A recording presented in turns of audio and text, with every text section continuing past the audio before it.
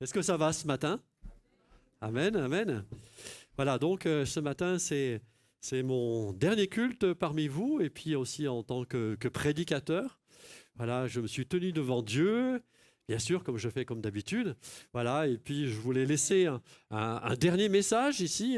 Bien sûr, on aura peut-être l'occasion de se revoir, mais un dernier message en tant que pasteur de l'Église aussi, avec Sylvain Hart, de cette Église qui m'est chère, après 8 années, voilà, parmi nous. Et ce matin, le thème que je voudrais voir avec vous, c'est un thème qui correspond toujours depuis 8 ans que vous me suivez. Hein, je suis plutôt un exhortateur que plus qu'un enseignant. Et j'aime exhorter le peuple de Dieu et j'aime recevoir les pensées de Dieu dans mon cœur pour pouvoir aussi vous les transmettre.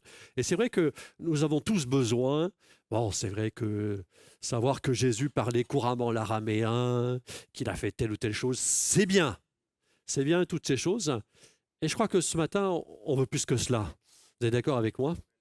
Ce matin, on a besoin d'être fortifié, comme chaque dimanche, d'être exhorté à aller plus loin dans notre foi avec Dieu.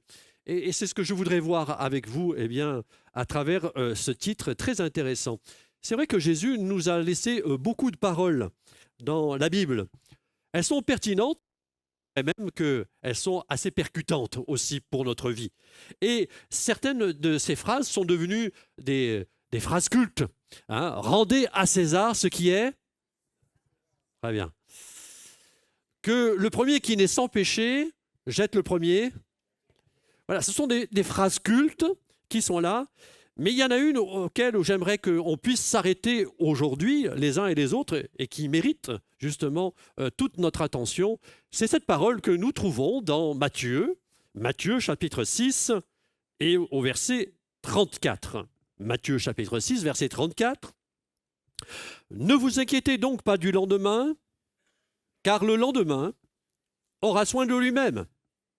À chaque jour suffit sa peine. Prions le Seigneur. Mon Père céleste, ce matin, nous sommes rassemblés devant ta face. Nous réalisons, Seigneur, ta bonté et ta grâce. Ah, Seigneur, on a peut-être que l'impression que chaque culte a peut-être sa routine, la manière de fonctionner, mais ce qui est important, Seigneur mon Dieu, c'est l'assistance de ton Saint-Esprit. C'est celui qui dépasse tous les codes de la routine et qui nous permet, à chaque fois qu'on se rassemble, d'avoir un lieu, peut-être une relation avec toi complètement différente. Seigneur, que l'Esprit de Dieu qui est au milieu de nous puisse se manifester et abandonner toute forme de routine, de religiosité dans notre vie. Nous te présentons nos vies, nous te présentons nos cœurs et nous te demandons ce matin, cher Saint-Esprit, de te manifester. Vraiment, dépose dans le creux de notre cœur ta parole, qui puisse être comme un baume, peut-être pour certains comme un espoir, une espérance pour aller plus loin avec toi. Tu connais des hommes et des femmes qui ce matin sont peut-être bouleversés, peut-être fatigués, peut-être arrêtés sur le bord du chemin de leur vie, ou peut-être tout simplement malades. Seigneur, nous te demandons ta grâce pour tous ces bien-aimés. Nous voulons prier aussi pour ceux qui n'ont pas pu se joindre, qui sont arrêtés par la maladie ou peut-être par le travail ou peut-être tout simplement parce qu'ils sont en vacances. Nous te demandons de les bénir là où ils se trouvent, dans le beau nom de Jésus. Bénis ton serviteur, que ta grâce, la présence de ton Saint-Esprit se manifeste sur lui et que vraiment les paroles puissent abonder en amour, en grâce au milieu de nous et que vraiment elles puissent être comme de l'huile précieuse qui puisse toucher le creux de notre cœur dans le nom de Jésus. Amen. Gloire à Dieu. Oui, cette parole de Jésus, on va la relire. Ne vous inquiétez donc pas du lendemain, car le lendemain aura soin de lui-même. À chaque jour suffit sa peine. Ce passage, dans son contexte, c'est le sermon sur la montagne. C'est un message, un sermon, je dirais, qui est très important, qui, je dirais, le plus long que Jésus a pu donner, qui a duré des heures et même des heures. Et il s'est adressé aux disciples, mais aussi à toute la foule entière.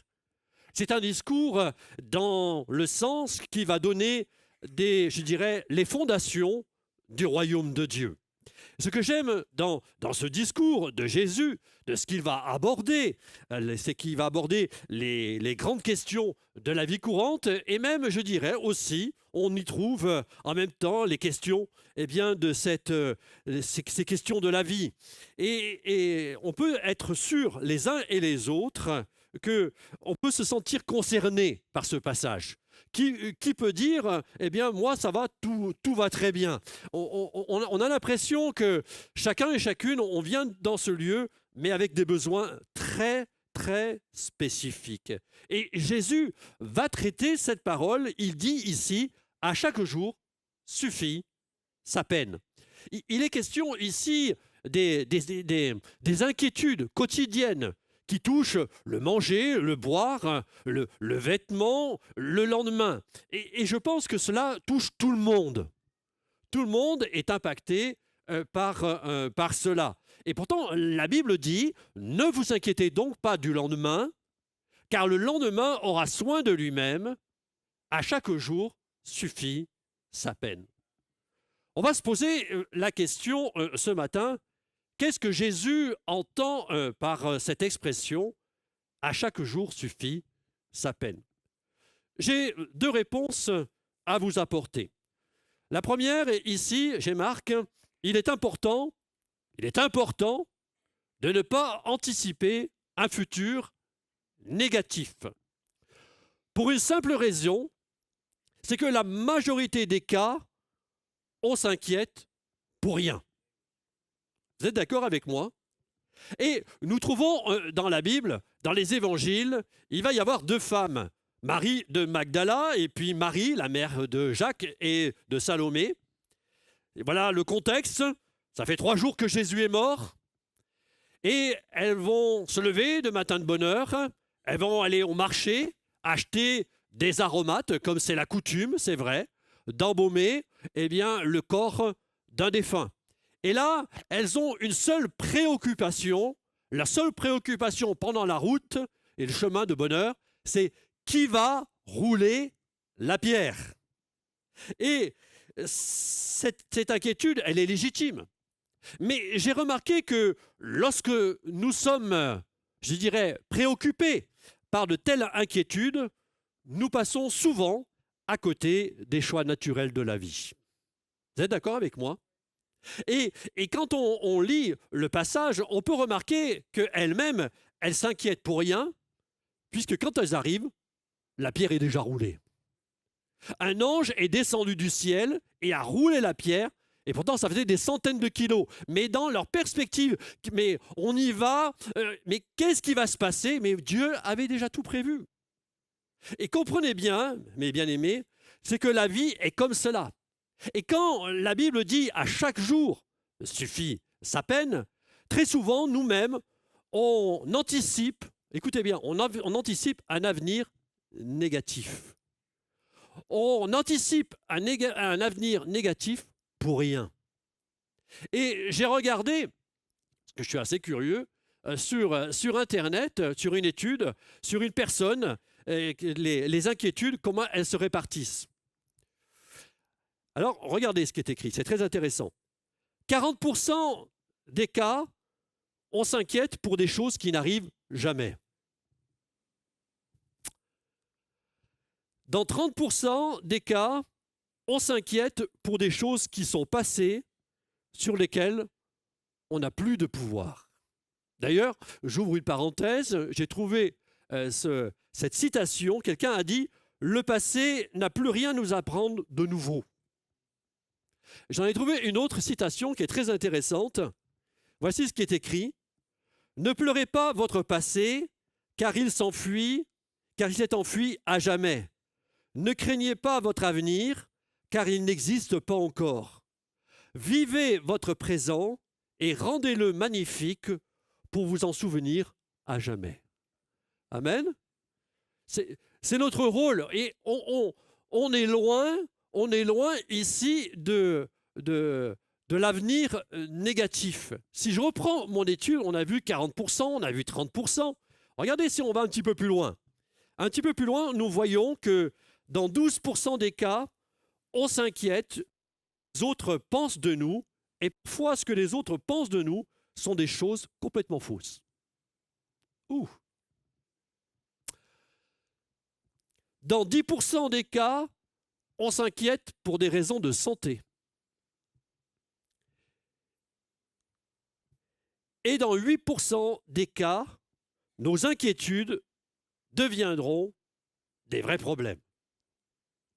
Donc j'ai fait le ratio de tout ça et j'en ai tiré cette conclusion, c'est qu'en résumé, 92% des cas, on a tort de s'inquiéter. Et je suis sûr qu'au milieu de nous, 92% des personnes au milieu de nous s'inquiètent pour rien. Et c'est pour ça que Jésus lui-même, et nous sommes interpellés, alors je ne vais pas ce matin vous culpabiliser, mais de trouver que finalement, dans toutes nos inquiétudes, il n'y en a que 8% qui en valent vraiment la peine, et 92% sont en train de charger notre vie. C'est une des raisons que nous voyons dans ce passage que vous connaissez, dans Luc chapitre 10, verset 10. Le Seigneur lui répondit à Marthe, « Marthe, Marthe, tu t'inquiètes et tu t'agites pour beaucoup de choses. » Et peut-être que ce matin, vous pourriez enlever le prénom de Marthe, mais mettre votre prénom. Et le Seigneur est en train de te dire, à toi, mon ami, X, tu t'inquiètes et tu t'agites pour beaucoup de choses. C'est le Seigneur qui le dit. Et il l'a dit à Marthe, et ce matin, je vous le dis, de la part du Seigneur, arrête de t'agiter, tu t'inquiètes pour beaucoup de choses. J'ai trouvé une image qui est très intéressante. Écoutez bien ceci. Quelqu'un a dit, les inquiétudes, c'est comme une personne sur un rocking chair, on s'agite beaucoup, mais on va nulle part. Et les inquiétudes, c'est comme ça. On s'agite beaucoup, mais ça conduit nulle part. Vous êtes d'accord avec moi ce matin? Il y a une petite anecdote, une histoire dans un livre que j'ai lu. C'est un Anglais, il s'appelle Arthur Rank. Arthur Rank, c'est un cinématographe qui avait beaucoup de responsabilités. Et dans ses grandes responsabilités, il avait beaucoup de problèmes et beaucoup de difficultés. Et Arthur Ranks, lui, ce qu'il avait, c'est qu'au lieu de gérer chaque difficulté un jour, il avait fait une boîte à inquiétude, une boîte à soucis. Et il l'avait mis le mercredi.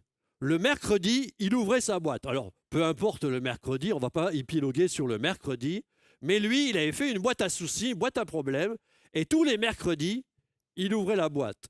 Et il s'est rendu compte qu'avec le temps, qu'en dépouillant le mercredi toutes les soucis et les inquiétudes, que la majorité des cas avaient disparu, s'étaient résolus elles-mêmes dans la semaine. Amen. Et le Seigneur nous dit à nous-mêmes, à chaque jour suffit sa peine. Ne prends pas la chair de demain, ne porte pas l'épreuve dans 1 mois, dans 2 mois. Non, à chaque jour suffit sa peine.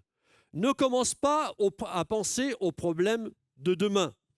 Certes, et j'ouvre bien une parenthèse, il n'est pas interdit, bien sûr, de préparer son travail du lundi, ses rendez-vous, comment va se dérouler la journée de demain, hein, avec mes rendez-vous. Mais le problème, c'est quand on commence à anticiper un futur négatif. Vous voyez ce que je veux dire? À demain, j'ai un rendez-vous, ça va mal se passer. Je sens que ça va mal se passer. J'ai un rendez-vous avec le dentiste. Ah là là, je sens déjà que la roulette, ça va me rouler dessus. Là, j'ai déjà les douleurs, déjà. Voilà. Et on anticipe les choses. Demain, j'ai un rendez-vous avec un nouveau patron. Ah là, n'anticipe pas. La Bible te dit à toi et cède à cette parole, à chaque jour suffit sa peine. Amen. C'est pour ça que le Seigneur, et on le répète ce passage, vous allez l'apprendre par cœur à la fin de ce dimanche, Matthieu 6, 34. Ne vous inquiétez donc pas du lendemain, car le lendemain aura soin de lui-même. À chaque jour suffit sa peine. Il y a dans ce texte, si nous avons vu le fait d'aborder un avenir négatif, il y a aussi ce deuxième point, cette deuxième réponse. Il dit également, ici dans ce texte que nous avons lu, de ne pas envisager la journée de demain avec les provisions d'aujourd'hui. Et c'est vrai que l'année scolaire, elle s'est terminée, c'est l'été. Voilà, on arrive avec, on parle de vacances, le repos, c'est le moment de faire la pause, et on commence, pour même peut-être pas tous, mais certains commencent déjà à penser à la rentrée. Devant nous, il y a beaucoup de défis à relever. Les défis scolaires, les défis professionnels, hein, lisez. Les défis spirituels aussi qu'on peut avoir. Et on se dit, mais comment on va faire? N'envisagez pas de relever vos défis avec les provisions d'aujourd'hui. À chaque jour suffit sa peine. Écoutez bien ceci.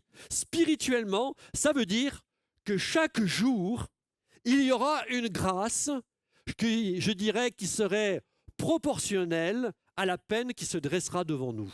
Amen. Est-ce que tu crois ça? Est-ce que tu crois qu'il y aura une grâce qui sera proportionnelle à ta journée? Et nous devons le croire. Et si je prends dans la Bible l'exemple dans l'Ancien Testament de la manne, mis à part le jour du sabbat, Dieu a donné à son peuple la nourriture, une manne qui était proportionnelle à la journée. Personne n'en manquait. À chaque jour suffisait sa peine. Chaque jour suffit sa peine. Et le peuple devait, c'est vrai, chaque jour chercher la nourriture de Dieu. Amen. C'est pour ça qu'il est important, mes bien-aimés, mes frères et mes sœurs, de chaque jour, d'aller devant la face de Dieu et de récupérer justement la manne d'aujourd'hui, la grâce proportionnelle à ma journée que je vais faire face. Et la Bible nous dit que même le sabbat, ils étaient chez eux, mais la veille, elle était doublée. Est-ce que tu crois que demain, si tu as un problème, si tu as une difficulté, un rendez-vous exceptionnel, que Dieu va doubler cette grâce? Moi, je le crois. Amen. Moi, je le crois. Est-ce que nous sommes avec Dieu? Oui ou non? Il ne suffit pas d'avoir l'étiquette « je suis frontal, je suis chrétien ». Mais un chrétien, ça se voit, ça se vit. Mais si demain vous êtes dans une salle d'attente et que vous êtes là, je me fais du souci, on se calme. Tout va bien. Tout va bien. Écoutez bien ce passage dans la parole de Dieu, Lamentation, chapitre 3, verset 22. Les bontés de l'Éternel ne sont pas épuisées. Amen. Ses compassions ne sont pas à leur terme. Alors si ces compassions, elles ne sont pas épuisées et qu'elles ne sont pas à leur terme, que se passe-t-il? Elles se renouvellent chaque matin. Oh, que ta fidélité est grande, Seigneur. Et combien ce matin des hommes et des femmes pourraient rendre témoignage de la fidélité de Dieu, des compassions de Dieu, des bontés de l'Éternel. Cela veut dire que chaque jour, il y aura une bonté. Chaque jour, il y aura une grâce qui est proportionnelle aux défis que j'aurai à relever dans cette journée-là. Amen. Et si je commence à penser à ma journée de demain avec mes forces que j'ai, avec ma mentalité, ma foi d'aujourd'hui, je peux être complètement découragé. Mais si je commence à croire, d'après ce texte ici, que demain j'aurai une foi nouvelle, amen, des forces nouvelles, pour accomplir le défi et la tâche de la journée, alors ça change tout. Oui, Jésus le dit, à chaque jour suffit sa peine. Oui, je crois, moi, que chaque jour, il y aura une promesse adaptée à mon besoin. Amen. Frères et sœurs, croyez que chaque jour, il y aura une promesse adaptée à ton besoin. Et la Bible est remplie de portions, de promesses pour ma situation, pour ta situation.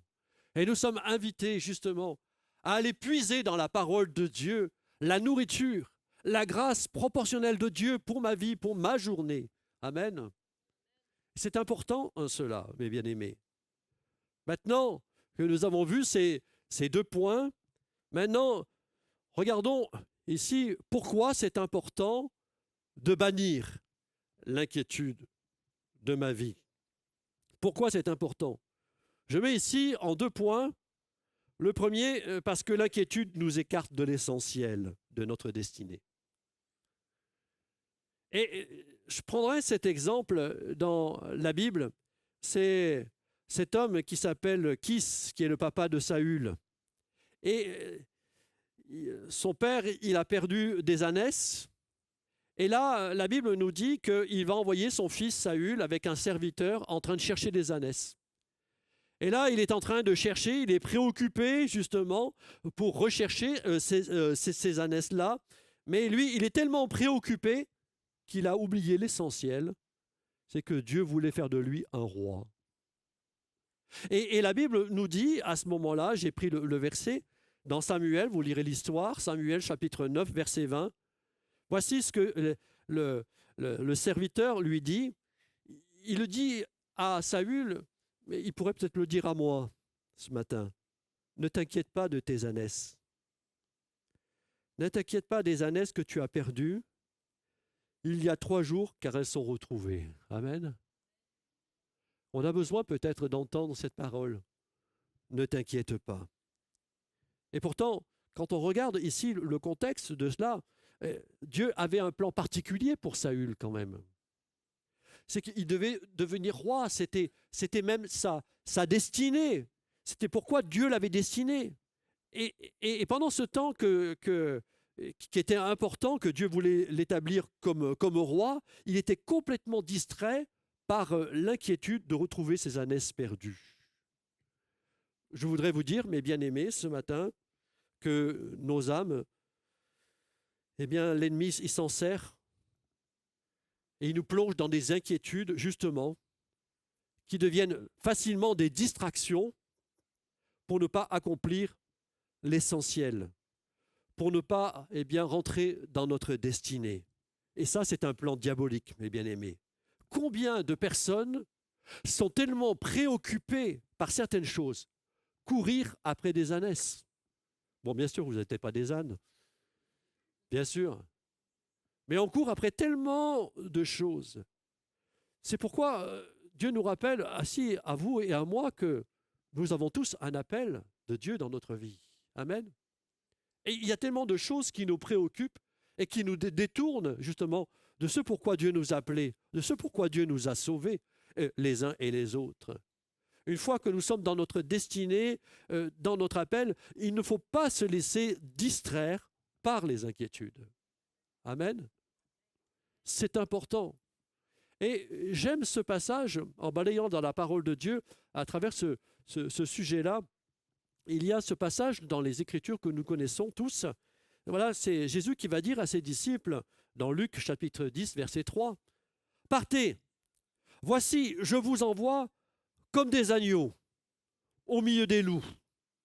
Ne portez ni bourse, ni sac, ni souliers, et ne saluez personne en chemin. » Là, on pourrait dire, saluer personne en chemin, c'est quand même dur. Non, mais il disait ça, réellement, c'était le fait d'être concentré sur leur mission. Voilà pourquoi il leur disait ça. Mais il leur dit quand même, ne portez ni bourse, ni sac, ni souliers pour remplir votre mission. Jésus dit ici, je sais que vous avez des besoins quotidiens. Je sais que ça peut devenir, même je dirais, des vraies inquiétudes. Et ça, c'est à valoir aussi bien pour les croyants que comme pour les incroyants, ce que je suis en train de dire. Le manger, le boire, les vêtements, les besoins financiers. Peut-être qu'il y a des personnes qui disent, mais moi aussi, j'ai des besoins financiers. Oui, mais comme croyant, comme incroyant. Mais Jésus dit ici à ses disciples, mais arrêtez, ne vous prenez pas la tête. Et même, partez sans rien mettre dans les poches. Partez, ayez confiance. Et la pensée de Jésus dans ce texte, c'est arrête de t'alourdir de choses inutiles. Voilà ce qu'il était en train de dire. À cette époque, il n'y avait pas la carte bancaire ou le smartphone où on paye directement, ça, juste avec le téléphone. Mais il devait prendre beaucoup de choses, des victuailles, des sacs, et il s'alourdissait à ce moment-là. Mais là, Jésus, il disait, mais alors, arrêtez de vous alourdir de cette logistique-là. Mais votre seule préoccupation, ta seule préoccupation ce matin, c'est d'exercer le ministère que Dieu t'a confié. C'est ta seule préoccupation. Et alors que je vous prêche, je me prêche à moi-même.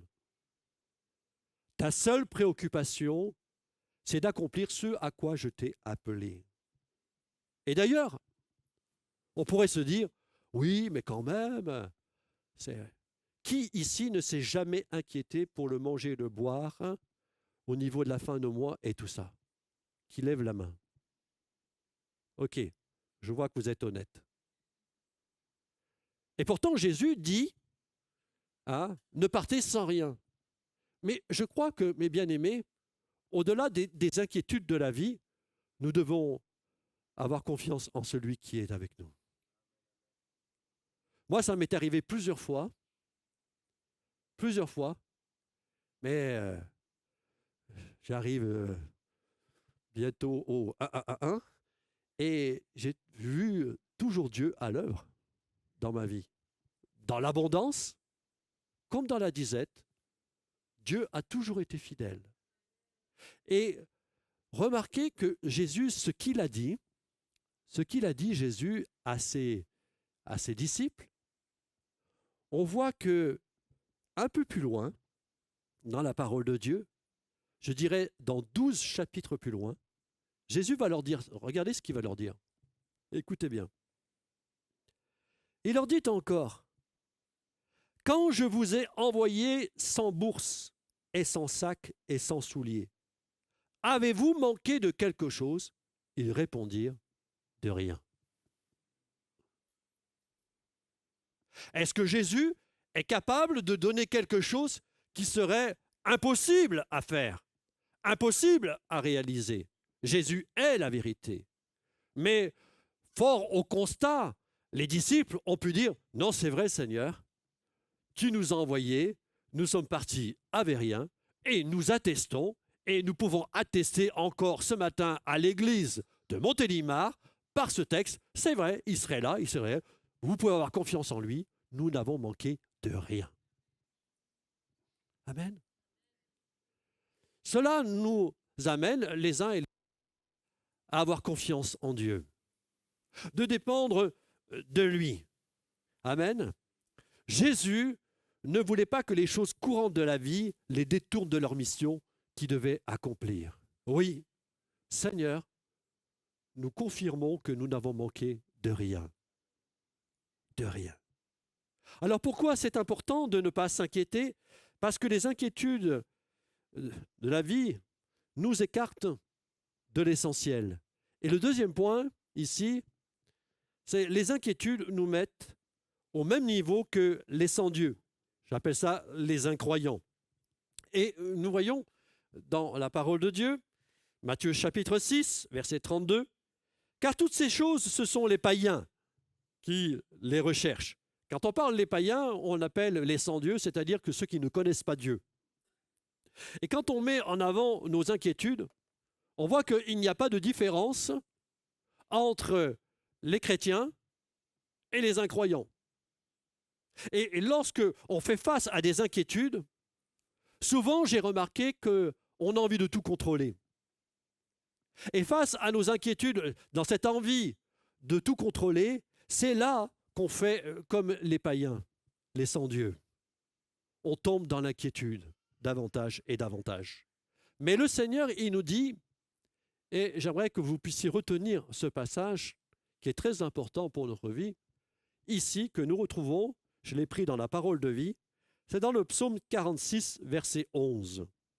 Le Seigneur crie, arrêtez et reconnaissez que je suis Dieu. Littéralement, Dieu nous dit ici, laisse-moi être ici ton Dieu. Dieu nous dit ici, remets-moi à ma place de créateur et toi, créature.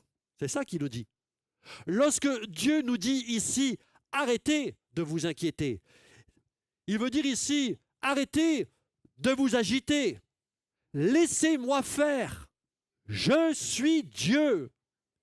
Et remarquez qu'il est dit dans le texte, le Seigneur, il crie. Pourquoi il crie? Parce qu'on a du mal à l'entendre. Il crie, l'Éternel. Et est-ce que tu entends le cri de l'Éternel qui te dit « Arrête !»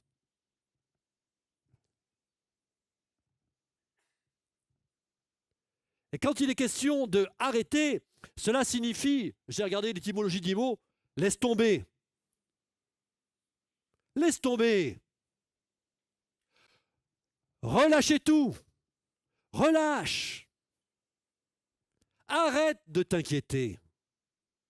Fais confiance en Dieu. Laissons Dieu agir dans notre vie. Laisse Dieu agir dans ta vie. Il est le Dieu de la solution. Il est ta solution face à ta situation. Amen. Et tu as besoin de l'entendre. Et j'ai besoin de l'entendre. Il est Dieu. Et moi, je suis sa créature. Et l'Éternel crie encore ce matin. Entends-tu les cris? Arrête! Oui, mais nanana, oui, mais nanana, arrête! Temps mort!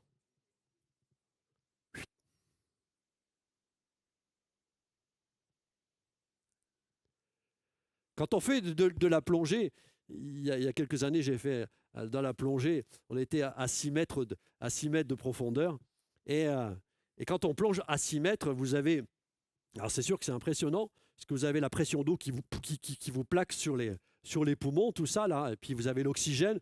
Là, vous êtes là, et puis des moments, vous avez envie de respirer comme on respire un être humain, je veux dire, sur la Terre. Mais là, il dit, allez-y, respirez avec la bouteille. Vous respirez, tout ça. Et il y a un code. C'est quand tout va bien, on fait ça. Et quand ça ne va pas, par exemple qu'on a froid ou qu'il y a le masque, on fait comme ça. Voilà. Ben, j'ai envie de dire avec Dieu. OK? Tout va bien. Mais si ça ne va pas, adressons-nous à Dieu. Arrêtons de nous inquiéter. Amen. Arrêtons de nous inquiéter. Dieu, mes bien-aimés, écoutez bien, il ne nous a pas simplement sauvés pour un rendez-vous dans le ciel, mais pour être avec nous tous les jours et pour nous accompagner tous les jours dans nos besoins. Amen. Est-ce que vous êtes d'accord avec cela? Amen. Alors c'est sûr que ce que je suis en train de dire, il y a derrière tout ça une dimension de foi. Et si on prend la parole de Dieu ici, dans Matthieu chapitre 6, verset 30, « Si Dieu revêt ainsi l'herbe des champs qui existe aujourd'hui et qui demain sera jetée au four, ne vous vêtira-t-il pas à plus forte raison, gens de peu de foi ?» Ce que Jésus est en train de dire ici, c'est que toutes ces inquiétudes-là, c'est un manque de foi. Ayons confiance en Dieu. J'aime cette image, cette parole donc, de Martin Luther King qui dit « Avoir la foi, c'est monter la première marche, même quand on ne voit pas tout l'escalier. » Pas mal ce qu'il dit, Martin Luther King. Quel pasteur. Peut-être que tu vois qu'une marche, mais commence déjà à emboîter le pas déjà. Aie confiance en lui. N'est-il pas écrit dans vos Bibles que si tu es fidèle dans les petites choses, je t'en confierai de plus grandes? déjà commence à bénir Dieu pour les petites choses déjà. Et tu verras les marches qui vont arriver devant ta face. Si Dieu prend soin de sa création, ici dans ce texte, de sa nature, pourquoi ne le ferait-il pas pour nous? Il se préoccupe de la nature, quand vous voyez les couleurs, quand vous voyez les fleurs, quand vous voyez les animaux, il s'occupe de tout ça et il ne s'occuperait pas de nous? Et pourquoi il ne s'occuperait pas de toi? Et si en plus tu es chrétien, pourquoi il ne s'occuperait pas encore plus de toi? Et puis même si tu n'es pas chrétien, nous réalisons une chose, c'est que avant même que nous ayons donné notre cœur à Dieu, il nous aimait déjà par avance déjà. Et dans son amour a tellement été fort qu'il s'est révélé à nous. Dieu est amour. Et si Dieu s'est révélé à toi il y a peut-être quelques mois, quelques années, ou peut-être des décennies et des décennies, et pourquoi aujourd'hui il arrêterait de s'inquiéter sur toi, sur ta vie? Aie confiance en lui. Amen. La Bible nous dit, c'est vrai, que le juste vivra par la foi. Et ça veut dire quoi, le vivre par la foi? La foi, ce n'est pas un super pouvoir que face à une situation, on sort une carte, un joker, comme un super pouvoir par rapport à une situation. Non, c'est pas ça. Lorsque je suis face à un problème. Mais la foi, vous savez ce que c'est? C'est un mode de vie. La foi, c'est un peu, comment je pourrais dire, le juste vivra par la foi. C'est marcher par la foi. C'est ça, la foi. La foi, ce n'est pas être dans le déni, pas du tout. Certains disent, « Ah, mais justement, tu as un problème, c'est parce que tu as un manque de foi. » Non, non, non, pas du tout. Ça ne veut pas dire ça. En revanche, proclamer que l'on ne va pas s'en sortir, oui, ça c'est un manque de foi. Ça c'est un manque de foi. La Bible nous parle les uns et les autres. Dans 2 Corinthiens chapitre 1 verset 8, nous ne voulons pas en effet vous laisser ignorer, frères, au sujet de la tribulation qui nous est survenue en Asie. Nous avons été excessivement accablés, au-delà de nos forces, de telle sorte que nous désespérions même de conserver la vie. Paul, qu'est-ce qu'il dit ici? Paul, il ne dit pas « j'ai pas de problème ». Il dit ici « j'ai un sérieux problème ». Au point même ici qu'il dit « je ne vais peut-être pas m'en sortir ». Mais lorsque nous lisons les lettres de l'apôtre Paul, ces précieuses lettres, nous pouvons remarquer que Paul, c'était un homme qui savait marcher constamment par la foi. Amen. Donc, avoir un problème, on ne peut pas être dans le déni, non. Oui, on peut avoir des problèmes, on peut faire partie de ces 8% de personnes qui ont vraiment des problèmes. Mais le Seigneur nous demande, eh bien, arrête de t'inquiéter pour ces situations-là, fais-moi confiance. Amen. Et là, je vais appeler les musiciens pour un chant d'appel que je vais demander à venir. Et ce que je voudrais vous dire ici, si je pouvais conclure ce message ce matin, c'est quel exemple, Paul? Paul, il n'est pas distrait par les inquiétudes de la vie. Il savait pourtant qu'il risquait à n'importe quel moment de perdre la vie. À plusieurs moments, nous le voyons dans les Écritures. Mais Paul, c'était un homme qui vivait et qui marchait par la foi. Paul, c'était un homme qui avait confiance en Dieu. Et quand on lit les Écritures, ces lettres, nous voyons qu'à travers tous les périples par où il est passé, il est vraiment un exemple. Et peut-être c'est ce que tu es en train de passer à travers toutes sortes de périples. Mais je pense que plusieurs pourraient être des témoins qu'à travers des épreuves, à travers des difficultés, oui, je suis encore là. Oui. Vous savez que des moments, il y a des personnes, une fois, une personne qui m'a dit, elle ne s'est pas rendue compte, elle m'a dit, mais voyez, pasteur, moi je pense que la pire des choses qui pourrait arriver, c'est de perdre un enfant.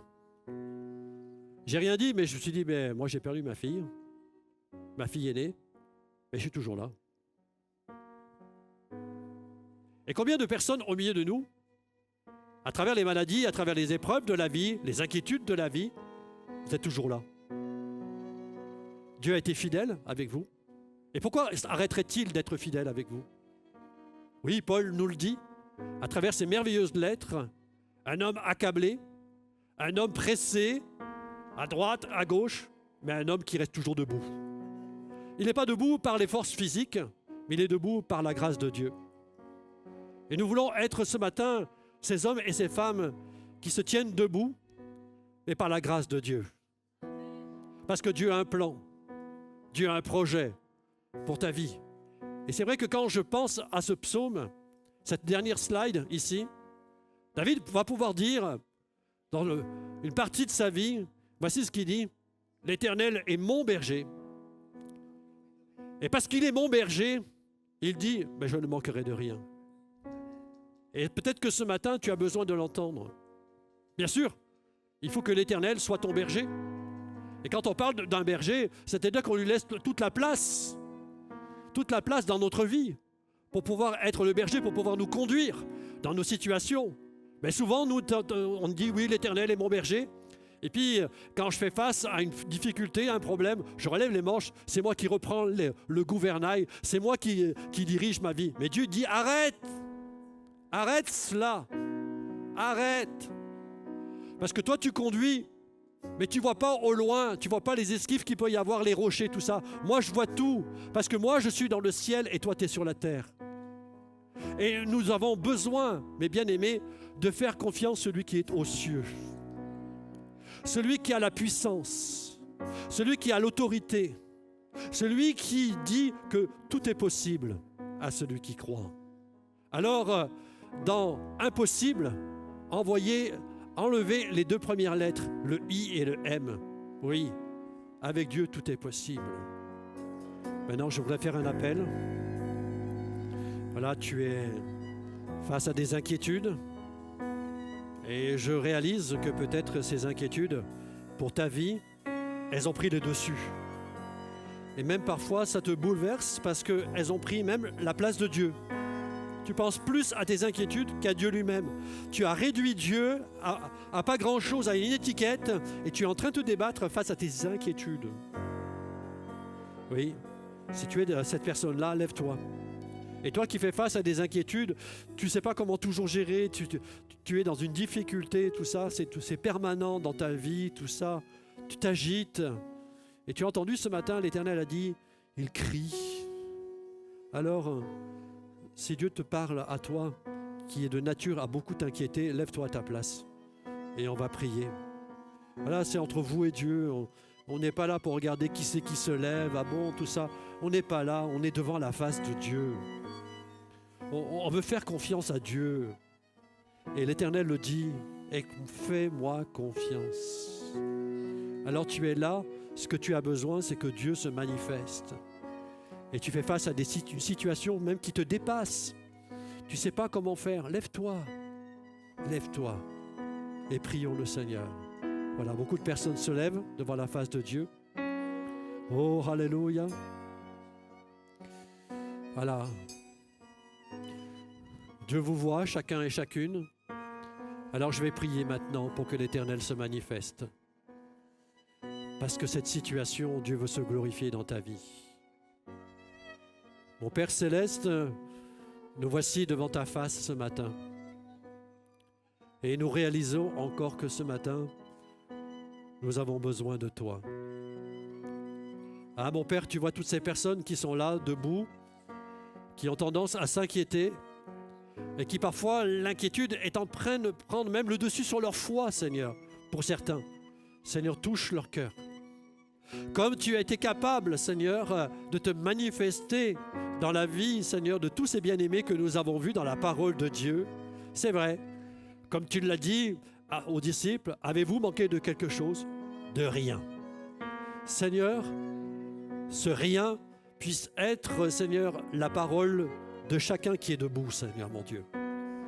Et pour cela, Seigneur mon Dieu, pour qu'il puisse dire de rien, eh bien, je te demande une faveur sur leur vie.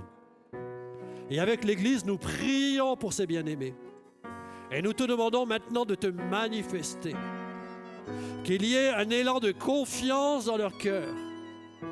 Et qu'ils puissent déjà commencer à anticiper, à marcher sur la première marche. Et nous savons que tu vas dérouler tout le reste. Accompagne-les, Seigneur, dans la situation. Accompagne-les dans cette situation qui est difficile, qui est, Seigneur, qui les plonge dans l'inquiétude. Et si au milieu de nous, il y avait des personnes qui ont tendance à s'inquiéter pour un rien, tu les vois, ces personnes, Seigneur mon Dieu? Oui, apprends-leur, Seigneur, à tout rationaliser, Seigneur mon Dieu, et à dire, ça n'en vaut pas la peine. Esprit de Dieu, manifeste-toi. Éteins toutes ces inquiétudes qui nous plongent vers le bas au lieu vers le haut. Et peut-être qu'il y en a certains qui sont tellement préoccupés à ces inquiétudes que ça les empêche vraiment d'accomplir le plan de Dieu pour leur vie. Alors Seigneur, touche-les maintenant dans le nom de Jésus. Oui, touche-les dans le nom de Jésus. Manifeste ta puissance. Et qu'ils puissent dire, c'est vrai, que les bontés de l'Éternel, elles se renouvellent chaque jour. Et elles ne s'épuisent pas. Et accorde à tous tes bien-aimés ici présents une grâce proportionnelle à la journée. Car nous réalisons, Seigneur mon Dieu, qu'elle soit, Seigneur, cette grâce physique, spirituelle ou psychologique, qu'elle soit adaptée à la journée. Car nous proclamons encore aujourd'hui cette parole, à chaque jour suffit sa peine. Amen. Gloire à Dieu. On pourrait peut-être tous se lever et reprendre ce chant ensemble. Dieu est là. Est-ce que tu le crois? Amen.